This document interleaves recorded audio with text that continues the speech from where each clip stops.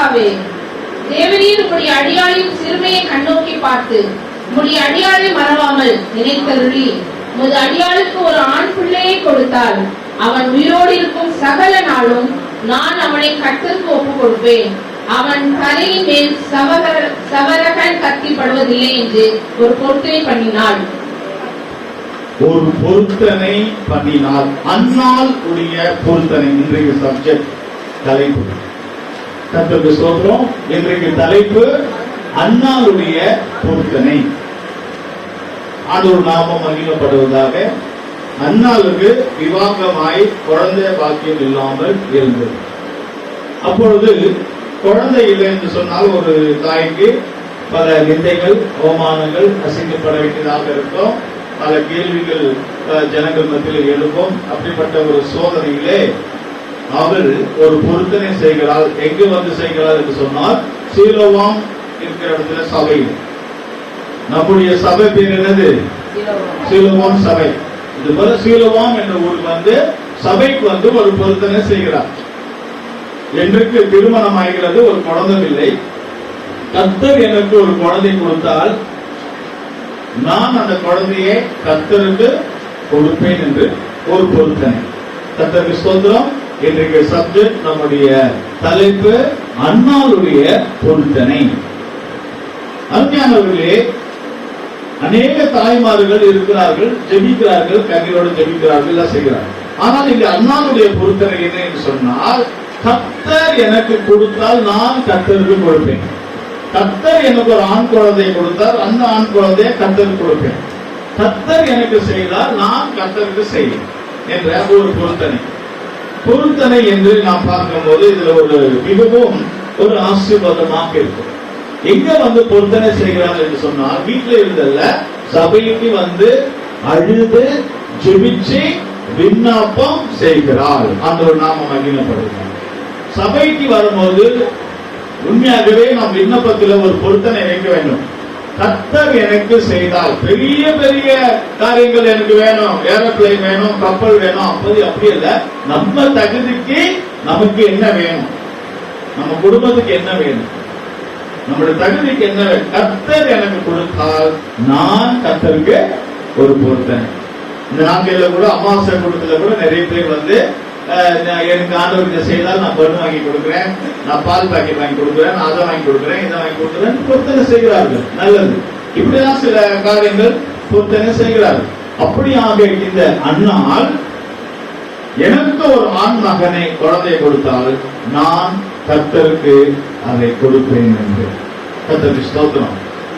இந்த பொருத்தனை செய்வது எல்லாராலும் செய்ய முடியாது. யார் பொருத்தனை செய்ய முடியும் என்று சொன்னால், ஜெபிக்கிறவர்கள் தான். சபைக்கு வருகிறவர்கள் ஜெபிக்கிறவர்கள் தான்.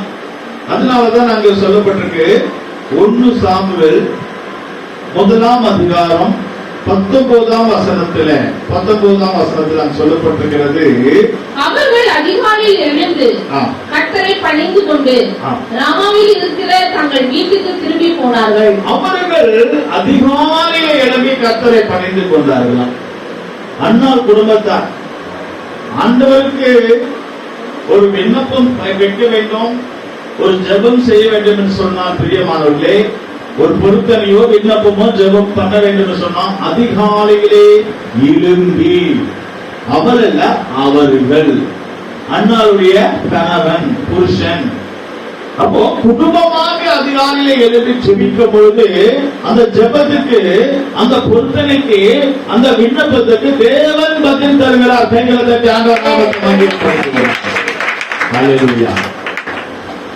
கர்த்தர் உங்களுக்கு செய்ய வேண்டும் என்று சொன்னார், கர்த்தர் உங்களுக்கு விவாகம் செய்ய வேண்டும் என்று சொன்னால், உங்களுக்கு ஆண்டவர் ஒரு நல்ல ஒரு விவாகத்துக்கு ஒரு பெண்ணு கிடைக்க வேண்டும், ஒரு மாப்பிள்ளை கிடைக்க வேண்டும், அல்லது ஒரு வேலை கிடைக்க வேண்டும், ஒரு வருமானம் கிடைக்க வேண்டும், ஒரு வீடு கிடைக்க வேண்டும், ஒரு வண்டி வாங்க வேண்டும் என்று உங்களுக்கு ஏதாவது ஆசீர்வாதம் வேண்டும் சொன்னால், நீங்கள் முதல் விண்ணப்பிக்க வேண்டும், விண்ணப்பம் கொடுக்க வேண்டும்.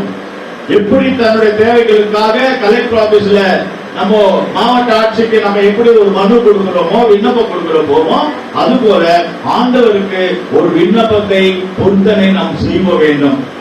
அப்ப பொருத்தனை விண்ணப்பம் எப்படி, எந்த நேரத்தில் செய்வது, அதிகாலையில எழும்பி கர்த்தருக்கு நாம விண்ணப்பிக்க வேண்டும். அப்ப அதிகாலையில என்ன என்று சொன்னால் நம்ம குடும்பத்தில் அதிகாலையில் ஜெபம் உண்டாக வேண்டும். அதிகாலையிலே யார் எழும்பி கர்த்தரை துதிக்கிறார்களோ, யார் அதிகாலையில் எழுப்பி கர்த்தரை ஸ்தோத்திரம் பண்ணுகிறார்களோ அவர்களுடைய விண்ணப்பம் சீக்கிரமாகவே கேட்கப்படும். ஹல்லேலூயா, கர்த்தருக்கு ஸ்தோத்திரம். அதிகாலையிலே ஜெபிக்கிறவர்களை கர்த்தர் ஆசீர்வதிக்கிறார். அதிகாலையிலே ஜெபிக்கிறவர்களை கர்த்தர் பாதுகாக்கிறார். அதிகாலையிலே ஜெபிக்கிறவர்களை சத்துரு மேற்கொள்வதில்லை.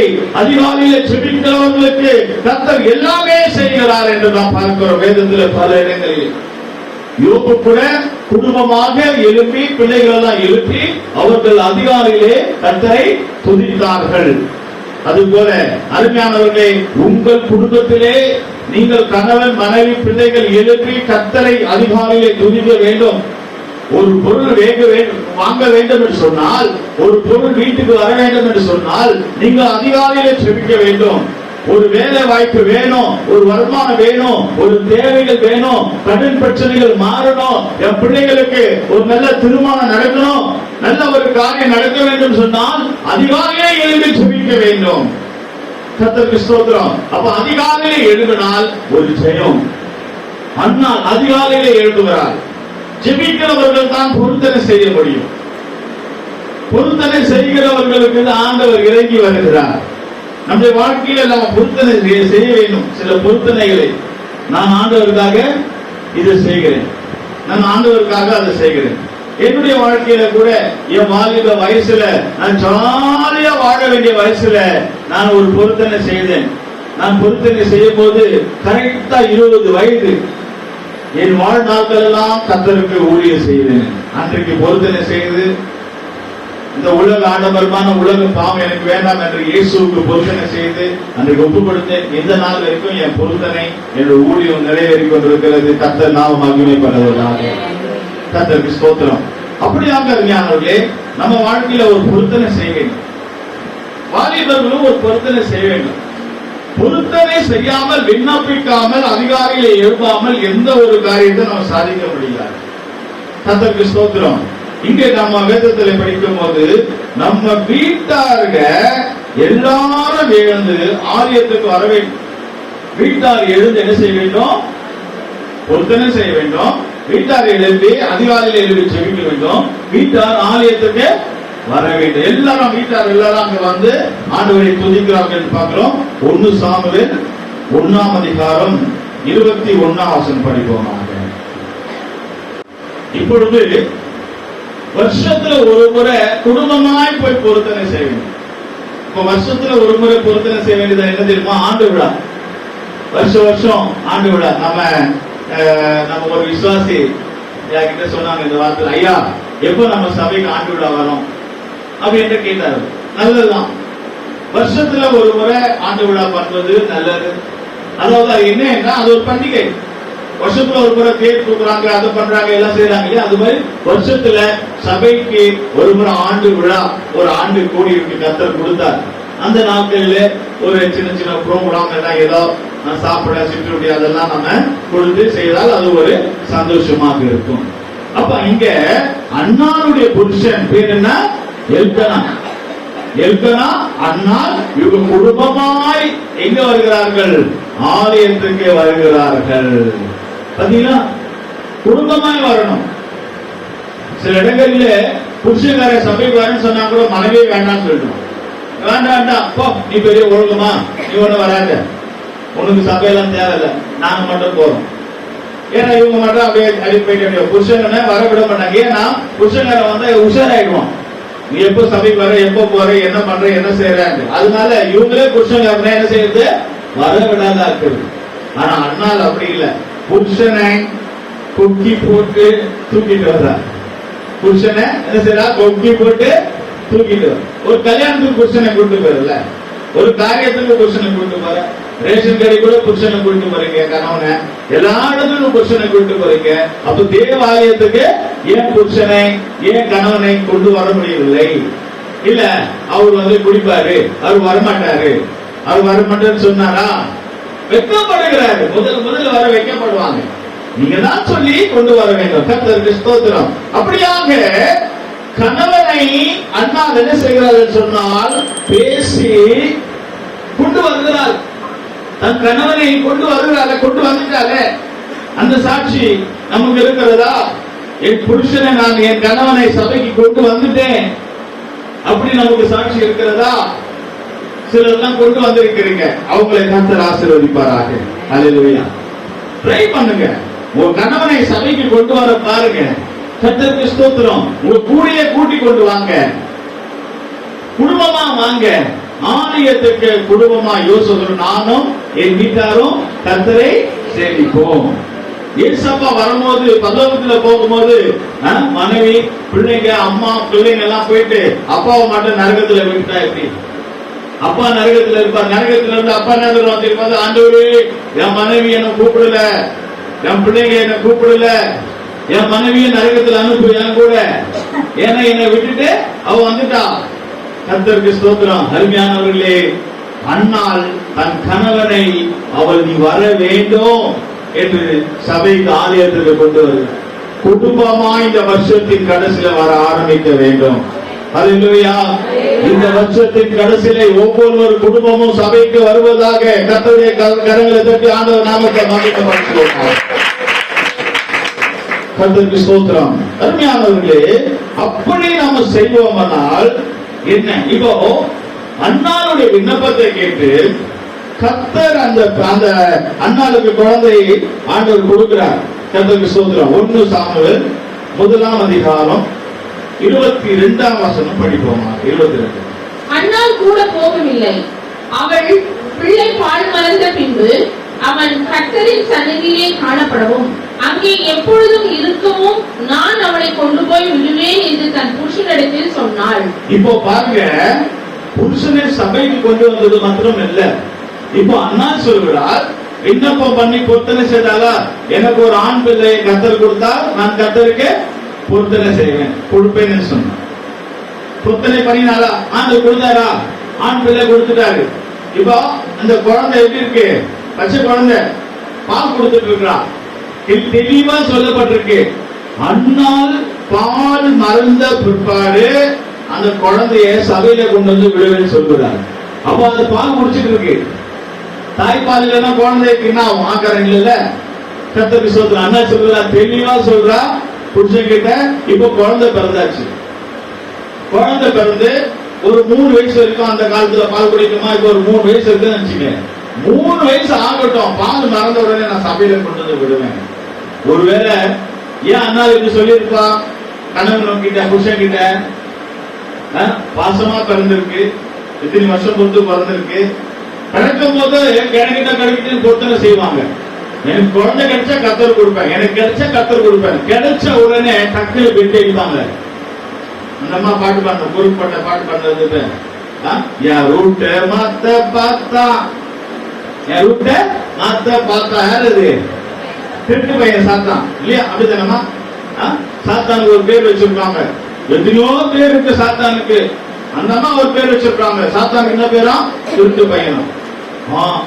அவன் பார்த்துக்க, நம்ம ஆத்துமாவை திருடுகிறான், ஆசீர்வாதத்தை திருடுகிறான், நம்முடைய பரிசுத்தத்தை திருடுகிறான், நம்முடைய சமாதானத்தை திருடுகிறான், நம்ம கையில இருக்கிற செல்வாக்கு ஆசீர்வாதமான ஐஸ்வர்யம் அதை திருடுகிறான், குடும்பத்தில் இருக்கிற சந்தோஷத்தை திருடுகிறான். அந்த திருட்டு பையன் சாத்தான் என்ன பண்ணா? நம்ம ரூட்டை மாத்தினான்.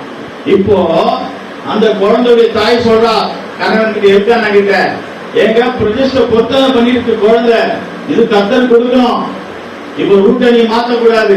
அவர் என்ன சொல்லிருப்பாரு? பால் தானே குடிக்குது, கொஞ்ச நாள் ஆகட்டும், ஒரு 18 வயசு ஆகட்டும், அவன் பண்ணிக்கிட்டோம், ஒரு காலேஜ் முடிச்சுட்டு போட்டோம், அவனுக்கு ஒரு கல்யாணம் பண்ணிடலாம், அவனுக்கு பிறந்த குழந்தை ஒண்ணா கொடுக்கலாம். அப்படி ஏதாவது பேச்சுவார்த்தை நடந்திருக்க சம்பாஷணை. அன்னாள் சொல்கிறார், பால் மறந்த உடனே நான் கொண்டு போய் சபையில விடுவேன். பால் மறந்த உடனே நான் பண்ணுவேன் பொருத்தனையில நான் கரெக்டா இருக்கும். எத்தனை பேர் நம்ம பொருத்தனை செய்வோம்? நிறைய பேர் பாத்தீங்கன்னா 3 வருஷம் குழந்தை, இதே சபையிலே சொல்லுவேன், 3 வருஷம் குழந்தை இல்லை, 2 வருஷம் குழந்தை இல்லை, 4 வருஷம் குழந்தை இல்லை, இதே சபையில கல்யாணம் ஆகல. கல்யாணம் ஆச்சுன்னா ஆண்டவருக்கு நான் ஒப்பு கொடுப்பேன், என் குழந்தைய ஆண்டவர் கொடுப்பேன், எனக்கு குழந்தை பிடிச்சுன்னா கர்த்தருக்கு கொடுப்பேன். தீர்மானம் எல்லாம் முதல் குழந்தைய எல்லாம் கர்த்தருக்கு கொடுப்பாங்க. முதல் குழந்தைய கர்த்தருக்கு ஊழியத்துக்காக விரும்புவார். எல்லாம் பொறுத்தவங்க செய்வாங்க. என் குழந்தை வயிற்றுல இருக்கும் 7வது மாசம் கர்த்தர் கடந்து வர செய்தார். 8வது மாசம் கடந்து வர செய்தார். 9வது மாசம் கடந்து வர செய்தார். அந்த பொறுத்தனை ஜெபம் சபையா இருந்தான். 10வது மாசத்துக்குள்ள குழந்தை பிறந்துச்சு.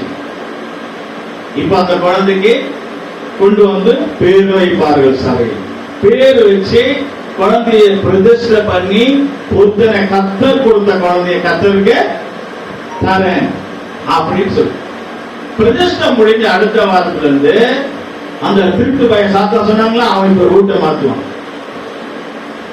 குழந்தை பிறந்துச்சு. இப்ப ஆம்பளை பையன் தான் பிறந்துச்சு. ஆண் பிள்ளை தானே பிறந்துச்சு சாமிக்கு. ஆண் பிள்ளை பிறந்த உடனே குழந்தை பிறந்த உடனே இப்ப குழந்தையுடைய அம்மா அண்ணா இல்ல, குழந்தையுடைய பாட்டி தாத்தா மாமி சித்தி அவங்க எல்லாம் இருக்கிறாங்களா, விடுவாங்களா? அவங்க என்ன பண்ணுவாங்க, குழந்தை மொக்கையா இருக்க ஒரு கம்பளை ஒண்ணு போடு. எந்த குழந்தைக்கு? ஆம்பளை பிள்ளை. இப்ப நீ குழந்தை யாருடைய குழந்தை? கர்த்தர்னு கொடுத்துட்டல, அத போய் ஆம்பளை பிள்ளை நீ கொண்டு போய் காது குத்துல. நீங்க சொல்லுங்க, வசனம் தான் சொல்லுங்க, நான் சொல்லுங்க. பிரதிஷ்டை பண்ணாம பேர் வைக்காம குழந்தைக்கு நீ காது குத்திக்கோ மூக்கு குத்திக்கோ ஏதோ வேணா குத்து. ஆனா நீ பிரதிஷ்டை பண்ண பிற்பாடு உன் குழந்தைக்கு ஒத்த காது, 2 காதுல ஒத்த காது குத்தி நீ கம்பல் போட்டு சபை கொண்டு வருவேன். அது எவ்வளவு பயங்கரமான பாவம்.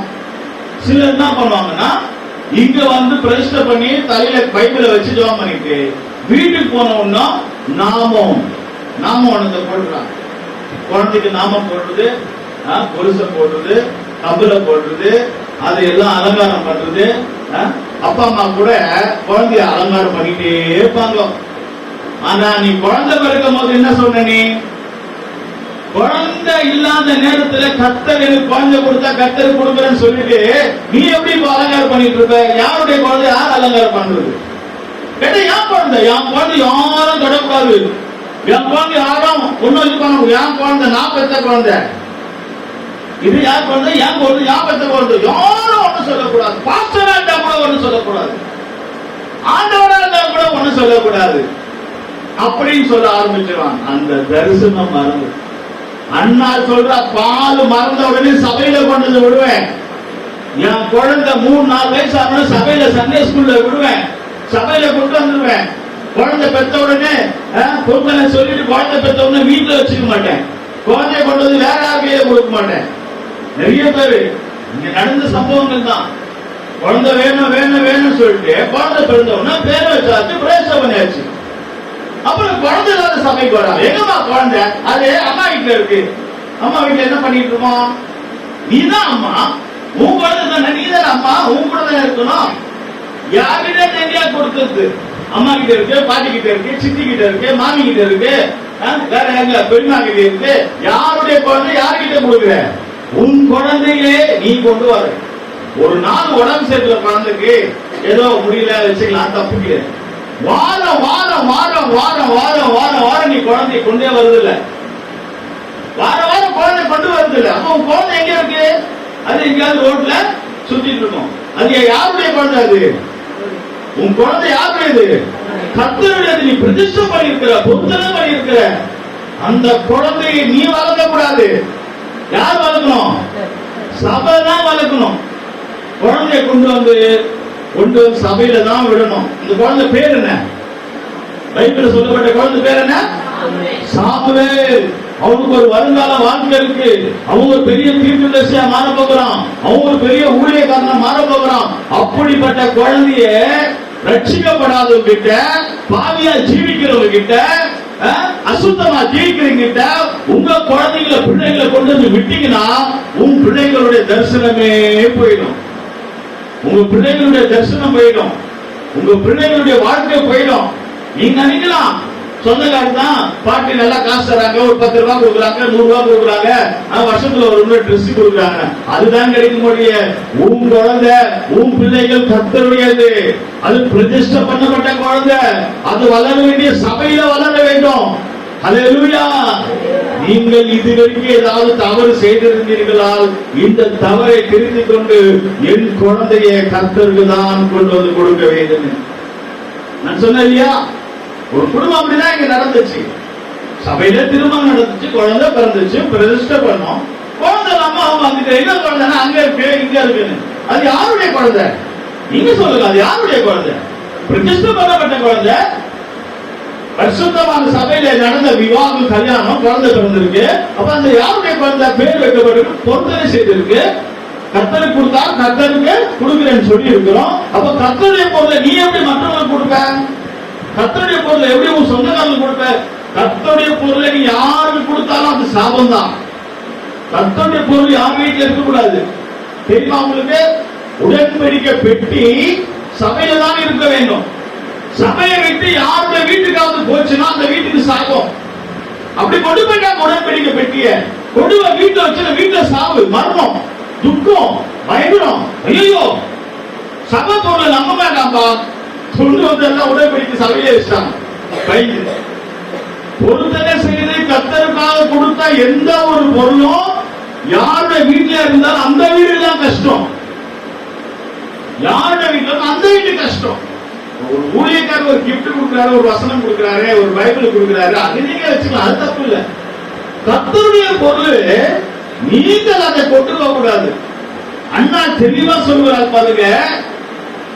அவன் புருஷன் சொல்லிருப்பாரு, ஏமா குழந்தை சின்ன குழந்தைமா, பாவமா, ஒரு 10 வயசு ஆகட்டுமா, 5 வயசு ஆகட்டுமா, அப்புறம் போட்டுமா சபைக்கு சொல்லிருப்பாரு இல்லையா? புருஷன் பாசத்துல சொல்லிருப்பாரு. அண்ணா சொல்லுறார், பால் மறந்த உடனே முதல் கொண்டு போய் நான் அங்க விட்டுருவேன். ஏன்னா இந்த குழந்தை எனக்கு இல்லை. நீ உன் குழந்தைய கொண்டு வந்து விட்டினா உனக்கு அடுத்தது 4 குழந்தை பிறக்கும். மொத்தம் 5 புள்ள பிறந்துச்சு. யாருக்கு? அண்ணாவுக்கு 5 பிள்ளைய கொடுத்தார். ஹல்லேலூயா. 5 பிள்ளை கொடுத்தார். ஒண்ணு இல்ல, நீ 1 கொடுத்தா 4 எக்ஸ்ட்ரா கிடைக்கும். நீ 1 ரூபா கொடுத்தா 4 ரூபாய் கிடைக்கும். 10 ரூபா கொடுத்தா 40 ரூபாய் கிடைக்கும். 100 ரூபா கொடுத்தா 400 ரூபாய் கிடைக்கும். 1000 ரூபாய் கொடுத்தா 4000 கிடைக்கும். 4 மடங்கு ஆசீர்வாதம். நானாவது 2 மடங்கு சொல்லுவேன். 2 மடங்கு ஆசீர்வதிப்பார். இல்ல, பைபிள்ல சொல்லப்பட்டிருக்க அண்ணா ஒரு குழந்தை கொடுத்தால் அதுக்கப்புறம் 4 பிள்ளைகள் பிறந்து மொத்தம் அண்ணாவுக்கு 5 பிள்ளைங்க. கர்த்தருக்கு குழந்தை இல்லாதவருக்கு 5 பிள்ளைங்க கர்த்தர் கொடுத்தார். பாத்தீங்களா? அவன் நிந்தை, அவனுக்கு அவமானம், கஷ்டம், பாடு எல்லாம் போனது. கர்த்தருக்கு நம்ம செய்யும் போது நம்மள நடு ரோட்ல விட மாட்டார். நம்மள அசிங்கப்பட விட மாட்டார். நம்ம கஷ்டப்பட விட மாட்டார். நம்மள நடு ரோட்ல விட்டு ஓடுகிற தேவன் நம்முடைய தேவன் அல்ல. நம்மள கையை பிடிச்சு நடத்துகிற தேவன். கரங்களை தட்டி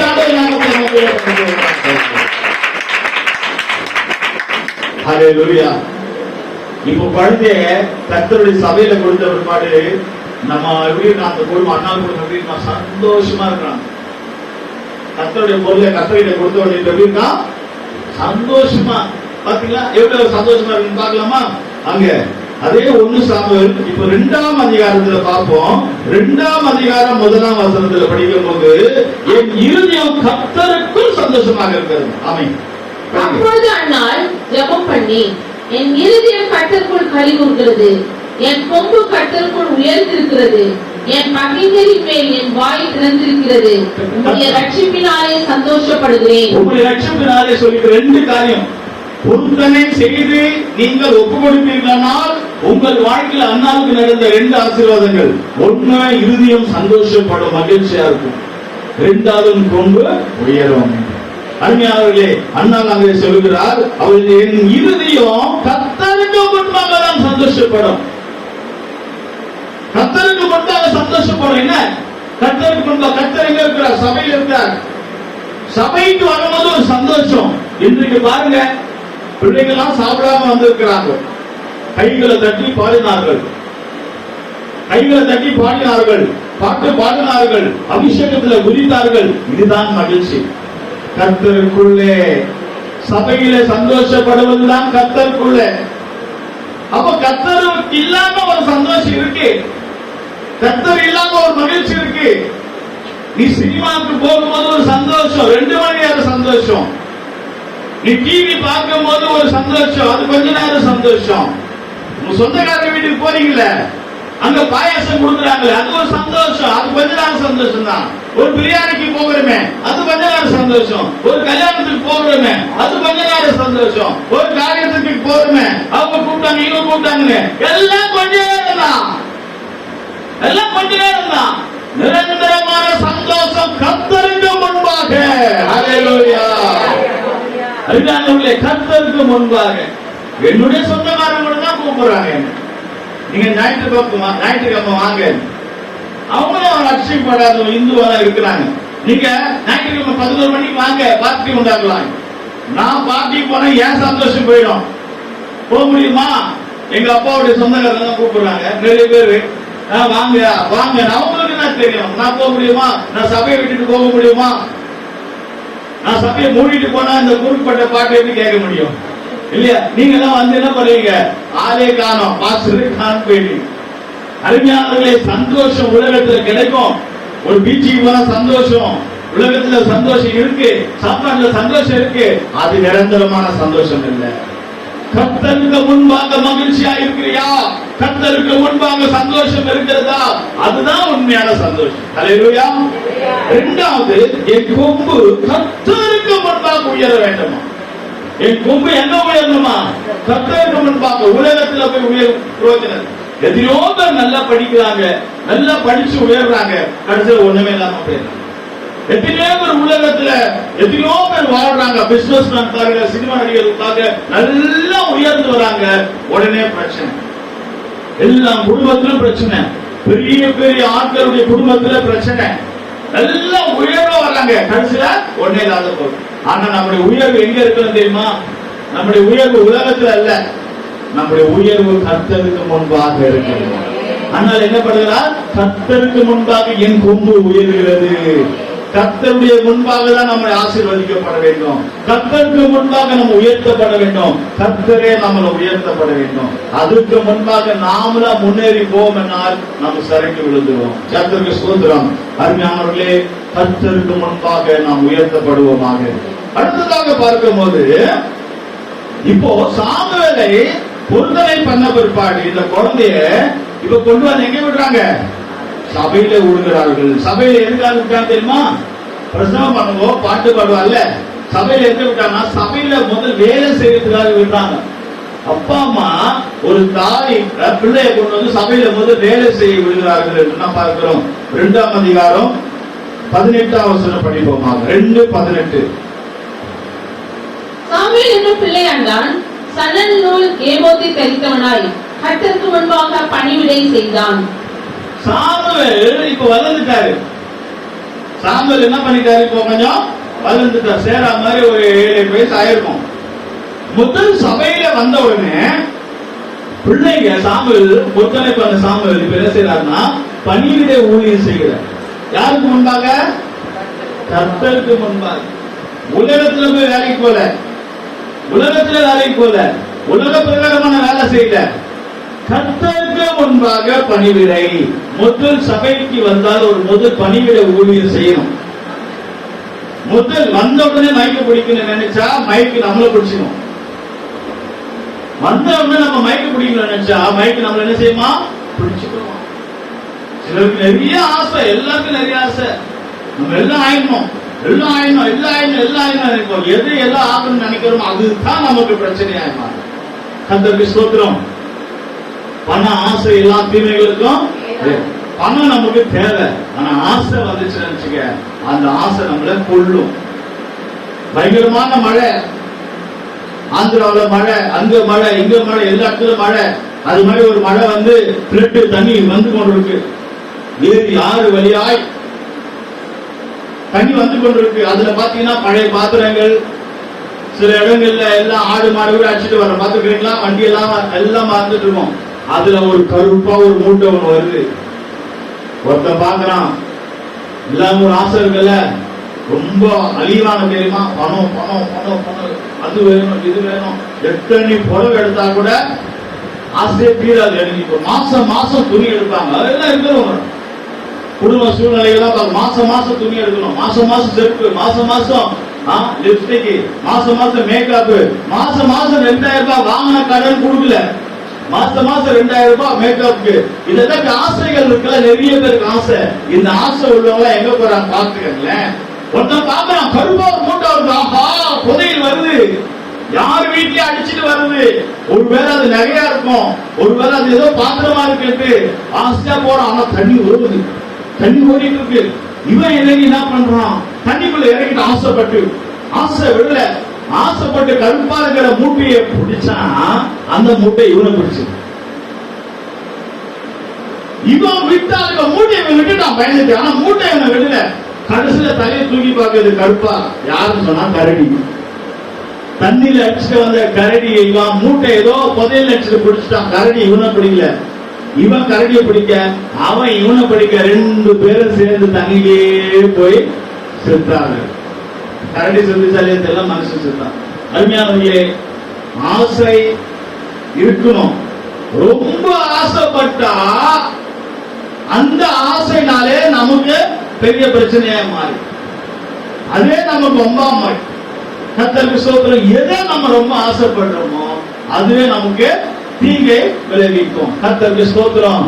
ஆசைப்பட்டு நீ பிரியாணி சாப்பிட்டா,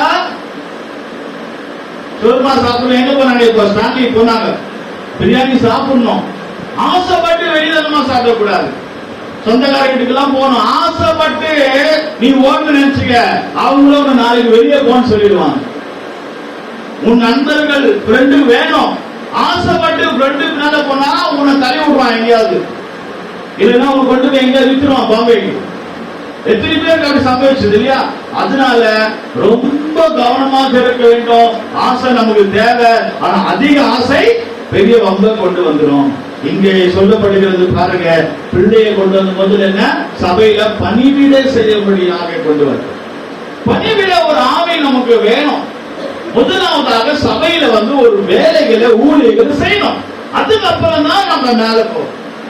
நான் கூட ஏற்கனவே சொல்லியிருக்கேன், நான் முதலாவது ஊழியத்துக்கு போகும்போது, ட்ரைனிங் போகும்போது என்ன பாத்ரூம் கழுவ விட்டாங்க, டாய்லெட் கழுவ விட்டாங்க. முதல் வேலையே எனக்கு அதுதான், டாய்லெட் கழுவணும், பாத்ரூம் கழுவணும், அதுக்கப்புறம் பெருக்கணும், கூட்டணும், அதுக்கப்புறம் மாப் போடணும், அதுக்கப்புறம் கடந்து அதுக்கப்புறம் இந்த மைக்கு பிடிக்கிறதுக்கு 2 வருஷம் ஆச்சு. 2 வருஷமா பாத்ரூம் தான் கழுவிடு. ஊழியத்துக்கு போய் கூட அதுக்கப்புறம் தான். கர்த்தருக்கு ஸ்தோத்திரம். எந்த ஒரு காரியம் வந்தாலும் முதல் ஒரு பணிவிடை செய்யாதனாலதான் போற மாமியார் வீட்டுல செய்ய முடியல, பிரச்சனைகள். பணிவிடை செய்யாதனால்தான் போற இடத்துல நம்ம இல்ல. முதலாவதாக பணிவிடைகள் வீட்டிலேயே நம்ம நல்ல வேலைகளை செய்யணும். சபை மாத்திரமல்ல, வீட்டிலையும் நம்ம வீட்டை சுத்தமா வச்சுக்க வேண்டும். சபையில பணிவிடை செய்ய வேண்டும். கர்த்தர் நம்ம உயர்த்துவார். ஹல்லேலூயா. அப்ப சாமுவேல் முதலாவதாக என்ன செய்கிறான், பணிவிடை வேலை ஊழியம் செய்கிறான். அது மாத்திரமல்ல, கர்த்தருக்கு முன்பாக தான் வளர்கிறார். சாமுவேல் 2 சாமுவேல் 21ஆம் அதிகாரம் படிக்க, 2:21. அன்னாளை கடாட்சித்தார். அவள் கற்பம் தரித்து 3 குமாரரையும் 2 குமாரத்திகளையும் பெற்றாள். சாமுவேல் என்னும் பிள்ளையாண்டான் கர்த்தருடைய சந்நிதியில் வளர்ந்தான். ஹல்லேலூயா. இப்போ பொறுத்தனை பண்ண அந்த புள்ள சாமுவேல் எங்க வளரணுமா, கர்த்தருடைய சபையில தான் வளரணும். சமூகத்தில் நீ பொறுத்தனை பண்ணிட்டு அந்த குழந்தைக்கு அதை வச்சு, குங்குமத்தை வச்சு, சந்தனம் பூசி, நாமம் போட்டு, அதுக்கு கொச்சை கட்டி, அதுக்கு இல்லாத வேலையில ஆம்பளை பிள்ளைய பொம்பளை பிள்ளையா மாத்தி, பொம்பளை பிள்ளைய ஆம்பளை பிள்ளையா மாத்தி, அது எல்லாம் பண்ணி எல்லாம் நீங்க சேர்த்தீங்கன்னா கர்த்தருடைய சமூகத்துல அதோட நிலவரம் என்னவா மாறும். கர்த்தருக்கு ஸ்தோத்திரம். இங்க சொல்லப்பட்டிருக்கு, சாமுவேல் கர்த்தருடைய சமூகத்தில் என்ன செய்தானா, வளர்ந்தானா. உன் பிள்ளை எங்க வளருகிறது என்று நாம் பார்க்க வேண்டும். நம்முடைய பிள்ளைகள் எங்க வளருகிறது, நம்முடைய பிள்ளைகள் எங்க வளருகிறது. சிலர் சொல்லுவாங்க, பெற்றோர்கள், தாய் தகப்பன், ஐயா என் பொண்ணு அடங்க மாட்டேன், என் பையன் அடங்க மாட்டேன். நான் சொல்லுவேன், சபைக்கு வராங்களா ஆட்டோமேட்டிக்கா அவங்க மாறிடுவாங்க. சபைக்கு வராதவங்களை பத்தி நம்ம சொல்லணும். சபைக்கு வருகிறாங்க, சபை வளர்த்துறோம். பிள்ளைய சபை வளர்த்துறோம். கர்த்தருக்கு ஸ்தோத்திரம். வராதவங்களை நம்ம ஒன்னும் அதை சொல்ல முடியும். ஏன்னா அது கைவிட்டு யாரோ வளர்த்துருவாங்க. அவங்க சுபாவம் யார் வளர்க்கிறாங்களோ அவங்க சுபாவம் தான் வரும். நீ நல்லா விலகி கொள்ள வேண்டும். உன் பிள்ளைய யாரு வளர்க்கிறாங்களோ அவங்க சுபாவம் வரும். கர்த்தருக்கு ஸ்தோத்திரம். நம்ம பிள்ளைய கர்த்தர் வளர்த்தால், நம்முடைய பிள்ளைய சபை வளர்த்துச்சுன்னா சபை மாறுதான் வரும். நம்ம பிள்ளைங்க ஒரு ஊழியக்காரங்க வளர்க்கிறாங்க, திட்டி வளர்க்கிறாங்கன்னா நம்ம பிள்ளைங்க வருங்காலங்கள்ல ஊழியக்காரனாய் மாறும். நம்ம பிள்ளைங்களை ஆண்டவர் வளர்க்கிறான்னா நம்ம பிள்ளைங்க ஆண்டவருக்கு தொட்டு சேவை செய்கிறதாமா. கர்த்தருக்கு ஸ்தோத்திரம். யாரு நம்முடைய பிள்ளைகளை வளர்க்கிறது, யாரு நம்முடைய பிள்ளைகள் வளர்க்கிறது என்று நீங்க தெரிஞ்சுக்கணும். யார் வளர்க்கிறது? ரட்சிக்கப்படாதவங்க உன் பிள்ளையை வளர்த்தாங்கன்னா உன் பிள்ளைக்கு ஜென்மத்துக்கு ரட்சிக்க வராது. பின்மாற்றக்காரர்கள் உன் பிள்ளையை வளர்த்தாங்கன்னா அது நல்ல வழியில வராது, நல்ல வழியில வராது. ஏன்னா உன் பிள்ளை பைபிள் படிக்கிற பிள்ளை இப்ப குடிக்காரங்க பக்கத்துல இருந்தா பைபிள் சமூகத்துல தேவ சமூகத்துல இருக்கிற பிள்ளை வேற ஒரு வீட்டுல இருக்கும் போது அங்க என்ன வரும்? அங்க என்ன பைபிள படிப்பாங்க, அங்க ஜெபமா பண்ண முடியும், அதிகாலையில ஜெபம் பண்ண முடியுமா? அங்க சினிமா பாட்டு ஓடும், அங்க டான்ஸ் ஆடுவாங்க, எல்லாம் நடக்கும். உங்க பிள்ளைங்களை உங்க சொந்தக்கார வீட்டுல ஒரு வாரம் விட்டு பாருங்க, வரும்போது உங்க பிள்ளைங்களோட ஆக்டிவிட்டிஸே மாறிடும். அது அழகா சினிமா மாதிரி பாட்டு பாடும், சினிமா பாட்டு பாடும், சினிமா டான்ஸ் ஆடுவோம், எல்லாம் பண்ணோம். போய் பேச சொல்லி கொடுக்கவே வேண்டாம், அது ஆட்டோமேட்டிக்கா போய் எல்லாம் பேசுறோம். கர்த்தருக்கு ஸ்தோத்திரம். யாரு நம்முடைய பிள்ளைகளை வளர்க்கிறது என்று நீங்க தான் தீர்மானிக்க வேண்டும். உங்க வாழ்க்கை சாமுவேலை போல எல்லாருக்கும் பிரயோஜனமா இருக்கணுமா, இல்ல நம்ம பிள்ளைகள் வருங்காலத்துல எத்தனை பேர் அழுது புலம்புறாங்க பாருங்க. எவ்வளவு பேர் அழுகுறாங்க, வாழ்க்கையில சந்தோஷம் இல்லை, சமாதானம் இல்லை. கொஞ்சம் சமாதானத்துக்காக போய் கடைசியில சமாதானம் இல்லாம போய்கிறது. அருமையானவர்களே, பிள்ளைகளே, கர்த்தருக்குள் பயந்து கர்த்தருக்குள்ள வாழ வேண்டும். எது சொல்ல? கர்த்தருக்குள்ளே கீழ்ப்படிய வேண்டும். கர்த்தருக்குள் அப்பா அம்மாவுக்கு கீழ்ப்படி. அப்பா அம்மா சொல்லதான் செய்வாங்க, நீ அங்க போ இங்க போன்னு. யாராவது ஒரு 500 ரூபாய் கொடுக்குறாங்க, அங்க போதான் சொல்லுவாங்க. யாராவது ஒரு ஒரு நம்ம சொந்தக்காரங்க ஒரு காரியம் தான், ஒரு மோதிரம் போடுவோம், போ ஒரு மோதிரத்துக்காக, ஒரு காசுக்காக, ஒரு காரியத்துக்காக போகும்போது நம்முடைய வாழ்க்கை மாறும். ஆனால் பயங்கரமான ஒரு சாபத்துக்குள்ள ஆண்டவருடைய பிள்ளைகள் மிகவும் கவனமாக இருக்க வேண்டும். ஞானஸ்தானம் எடுத்தவர்கள், அபிஷேகம் பெற்றவர்கள், கர்த்தருடைய பிள்ளைகளை பொருத்தனை செய்தவர்கள் மிக மிக கவனமாக இருக்க வேண்டும். இல்லாவிட்டால் அந்த சாத்தான் ரூட்டை மாத்தி கொண்டு போயிடுவான். கடைசியில் நம்ம நிலவரம் பரிதவிக்கப்பட்ட நிலவரம். சரி, இப்போ அப்பா அம்மா பிள்ளைகள் யாருடைய தப்பு? பிள்ளைங்க தப்பு வழியில போனா அப்பா அம்மா தப்பா, இல்ல அப்பா அம்மால பிள்ளைகளை நாம கண்டிப்பா நீங்க விலகிக் கொள்ள வேண்டும். நமக்கு எல்லாரும் பிள்ளைங்க இருக்காங்க. கர்த்தருக்கு ஸ்தோத்திரம். அப்பா அம்மா தப்பு செய்தா பிள்ளைகளை தண்டிப்பார். பிள்ளைங்க ஒரு தப்பு செய்திருக்க மாட்டாங்க. சில நேரத்துல பிள்ளைங்க ஒரு தப்பு செய்யாது, நல்ல பிள்ளைங்களா இருக்கும். அப்பா அம்மா செய்யற தப்புனால பிள்ளைங்களுக்கு அடி விடும். யாருக்காவது விழுந்துச்சா? அப்பா அம்மா செய்த தப்புனால பிள்ளைங்களை ஆண்டவர் அடிச்சாரா? யார் அடிச்சாரு? எந்த அப்பா அம்மா செய்த தப்பு? பைபிள்ல தாவீது செய்த தப்பு. அப்பா தப்பு பண்ணாரு, தாவீதுடைய பிள்ளை ஆண்டவர் அடிச்சார். அடிச்சது என்னது? யானில செத்தே போய் சொன்னாங்க. அப்பா அம்மா தப்பு செய்தால் பிள்ளைங்களுக்கு அடி விடும். அது நான் சொல்லல, பைபிள் சொல்லுது. ஏன்னா அப்பா தப்பு செய்து அப்பா அடிச்சா அவருக்கு தெரியாது, நான் தப்பு பண்ணிட்டேன்னு அவருக்கு தெரியாதுல்ல. அப்ப பிள்ளையை நேசிக்கிற பிள்ளைக்கு அடி விடும்போது ஐயோ நான் தப்பு பண்ணிட்டேன். தாவீது தப்பு பண்றாரு, தேவனை விட்டு விலகி தப்பு பண்றாரு, பிள்ளைக்கு அடி விழுது. அப்போ நான் பண்ண தப்பு, ஆண்டவரே என் தப்ப மன்னின்றாரு. அப்பதான் 51ஆம் சங்கீதம் எழுதுறாரு. 51ஆம் சங்கீதம், என் பாவம் எனக்கு முன்பாக இருக்கு, நான் தப்பு பண்ணிட்டேன், என் பாவம் செய்துட்டேன், ஆண்டவரே என் பாவத்தை மன்னின்றாரு. அங்க குழந்தைய பிடிக்கிறாரு. புரியுதுங்களா? அப்பா அம்மா தப்பு செய்வீர்களானால் பிள்ளைங்களுக்கு ஒரு கஷ்டம். பாஸ்டர் என்ன ஜெபம் பண்ணாலும், யார் என்ன ஜெபம் பண்ணாலும் நடக்காது. நிறைய பேருக்கு இப்படிதான் உடம்பு சரியில்லைன்னா நீங்களே யோசிச்சு பாருங்க. சிலருக்கு நார்மலா வரும் வியாதி வருது, அது வேற. அப்பா அம்மா தப்பு பண்ணால், அப்பா அம்மா சரியில்லாவிட்டால் பிள்ளைங்களுக்கு ஆண்டவர் தண்டனை கொடுக்கிறார். எதுக்குன்னா நீ திருந்தணும்னு சொல்லிட்டான். ஒண்ணு. சரி, அப்ப பிள்ளைங்க தப்பு பண்ணி அப்பா அம்மா கேட்காம கஞ்சாலையா கண்டுக்காம இருப்பாங்க தெரியுமா? அப்படியே இருப்பாங்க, கண்டுக்காம இருப்பாங்க. எனக்கு தெரியாது என்னமா பிள்ளை, எனக்கு தெரியாது ஏன் அப்படி பண்ணுது, பிள்ளை அகல மாட்டது தெரியலையே, இப்படி இருப்பாங்க தெரியுமா? பிள்ளைங்க தப்பு பண்ணும், அப்பா அம்மா கண்டுக்காம இருப்பாங்க. அவங்களுக்கு பைபிள்ல தான் வசனம் இருக்கு. பிள்ளைங்க அடங்காம இருந்ததுக்கு, தப்பு பண்ணதுக்கு எந்த தகப்பன ஆண்டவர் அடிச்சாரு? பிள்ளைங்க இப்ப பிள்ளைங்க தப்பு பண்றாங்க. ஃபர்ஸ்ட் அப்பா தப்பு பண்ணது பிள்ளை அடிச்சாரு. இப்ப பிள்ளைங்க தப்பு பண்றாங்க, அப்பா கண்டுக்காம இருக்கிற அப்பா அம்மா கண்டுக்காம இருக்காங்க. அதனால நீ கண்டுக்காம இருக்கிறதுனால பிள்ளைங்க தப்பு பண்ண அப்பா அம்மாவை அடிச்சாங்க.